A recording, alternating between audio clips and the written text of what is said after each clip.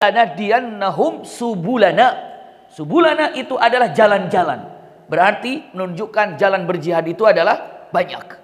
Ternyata para ulama memberikan kata-kata yang luar biasa. Yang pertama, kita ini berjihad untuk diri sendiri. Jihad untuk diri sendiri yang pertama adalah berjihad melawan daripada kejahiliahan, melawan daripada ketidaktahuan.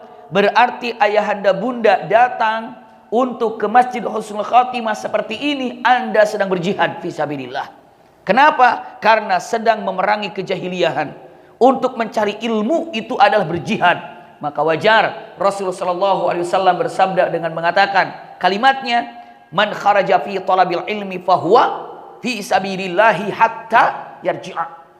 Siapapun yang keluar dari rumahnya untuk mencari ilmu, dia itu berada di jalan Allah.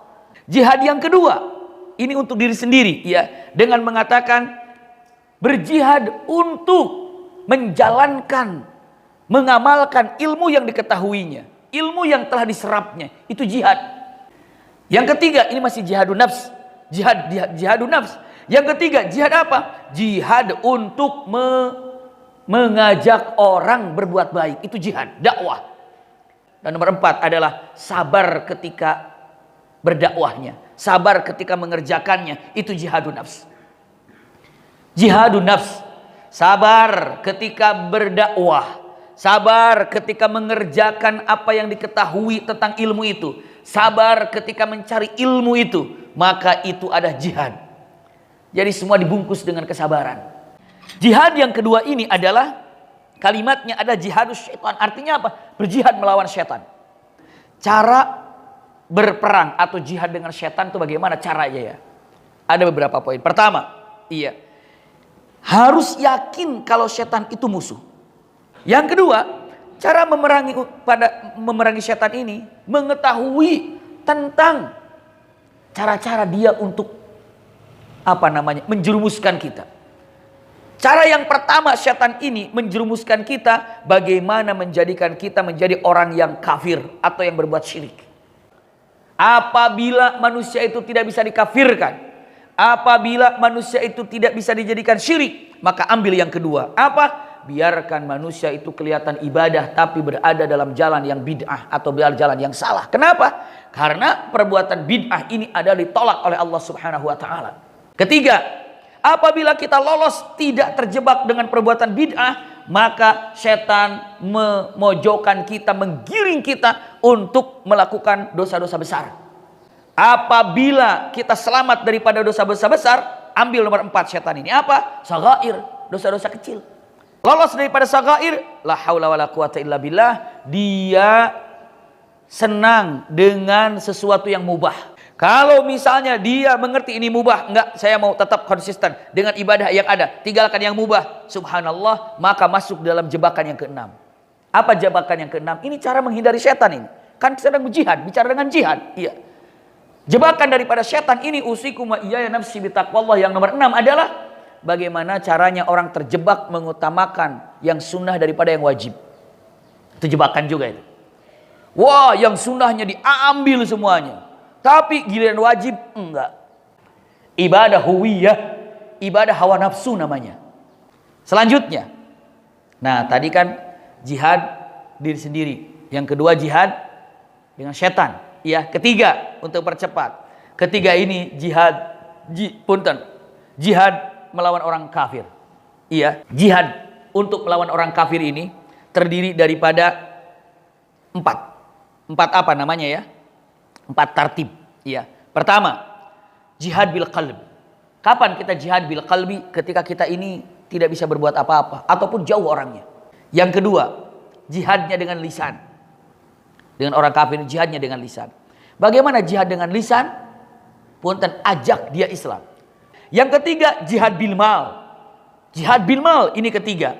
Usikum wa iyaya nafsi bitaqwallah, karena di situ ada kata wajahidu fi sabilillahi bi amwalikum, dengan hartamu, jihad dengan harta. Masya Allah. Lalu yang terakhir, yang namanya jihad dengan orang kufar ini ada jihadun nafs. Ini dia nih, jihad dengan nyawa sekalipun. Tapi ingat, kapan ini terjadi?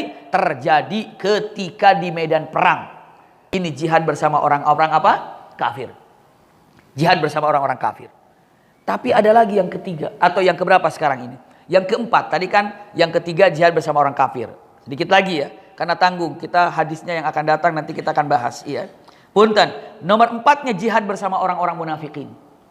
Berjihad bersama orang-orang munafikin. Maksudnya apa? Memerangi orang-orang munafik. Jujur bunda, ayahanda, orang munafik ini sangat susah untuk dideteksi.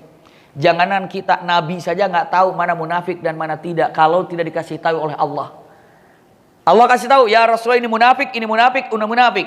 Kalau tidak dikasih tahu oleh Allah tentang masalah munafik, punten Rasulullah pun tidak tahu. Pegang baik-baik sebagai kaidah. Di mana umat Islam kuat, maka di situ orang-orang munafik muncul. Apabila umat Islam ini lemah, maka munafik itu tidak ada. Karena tujuan orang munafik itu ingin menghancurkan Islam, tapi dia nggak punya kekuatan. Makanya dia pura-pura Islam, dia pura-pura sholat, dia pura-pura ke masjid, dia pura-pura gabung. Padahal apa? Dia ingin menghancurkan umat Islam. Kenapa nggak terang-terangan? Karena dia lemah, maka dia pura-pura jadi Islam, itu munafik. Tapi kalau umat Islam lemah, orang-orang kafir itu akan mengatakan, ngapain saya pura-pura jadi orang Islam? Orang Islamnya aja lemah, langsung aja ditekan. Maka di Mekah apakah ada orang munafik? Tidak di Mekah. Kenapa? Karena situasinya beda. Orang waktu di Mekah mau terang-terangan memusuhi Rasulullah, terang-terangan aja. Kenapa? Situasinya pada waktu itu begitulah di Mekah. Tapi begitu Rasulullah ke Madinah, kekuatan memuncak, kekuatan tinggi, barulah tumbuh orang munafik. Maka sudah wajar ketika misalnya di Indonesia ini umat Islamnya kuat, jangan diherankan kalau munafiknya pun banyak. Para ulama banyak. Kenapa? Karena sulit. Tapi punten, tidak jauh ya orang munafik itu cara diperanginya. Karena tidak tahu kita ini. Maka para ulama mengatakan tetap dengan 4 cara. 1 dengan hati. Saya sudah gambarkan tadi. Dengan lisan, dengan harta. Punten, kadang-kadang punten disebutnya dengan nafs, dengan jiwa ini. Usikum wa iyaya nafsi bitaqwallah. Iya, tapi di sini jihadul kufar akhassu bil yad wa jihadul munafikin akhassu bil lisan. Tapi kalau secara dikhususkan, kalau jihad bersama orang kafir itu di medan perang, punten, pastinya dengan yad, dengan tangan. Tapi bagi orang munafik, karena berada dalam lingkungan kita, maka jihad jadi khususkan itu dengan apa? Lisan. Apa dalilnya?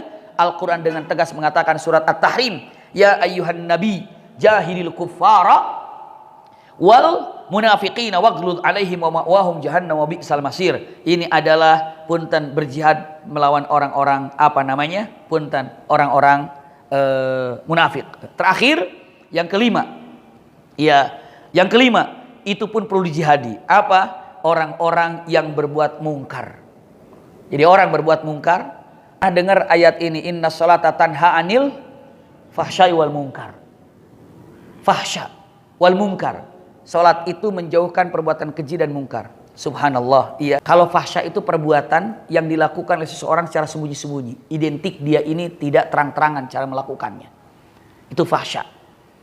Dan kita tidak bisa mendeteksi dia itu berbuat fahsya seperti zina. Ada nggak zina terang-terangan? Zina itu pasti sembunyi-sembunyi. Maka itu perbuatan fahsya. Kalau mungkar itu perbuatan yang nampak di depan kita. Maka kita ini diperintahkan untuk punten membenahi dengan perbuatan yang mungkar ini. Karena dalam Al-Quran, wal takum minkum ummatun yad'una ilal khairi wa ya'muruna bil ma'ruf wa yanhauna 'anil munkar. Kata-katanya tidak begini, wa yanhauna 'anil fahsya. Tapi anil mungkar. Kenapa? Karena fahsya ini sulit untuk dilihat, sulit untuk dideteksi. Karena orang melakukan fahsya ini cenderung kesendiriannya, sembunyi-sembunyi itu fahsya. Maka kita sulit untuk memberikan nasihatnya. Tapi dengan mungkar, sesuatu yang mungkar itu nampak. Wassalamualaikum warahmatullahi wabarakatuh.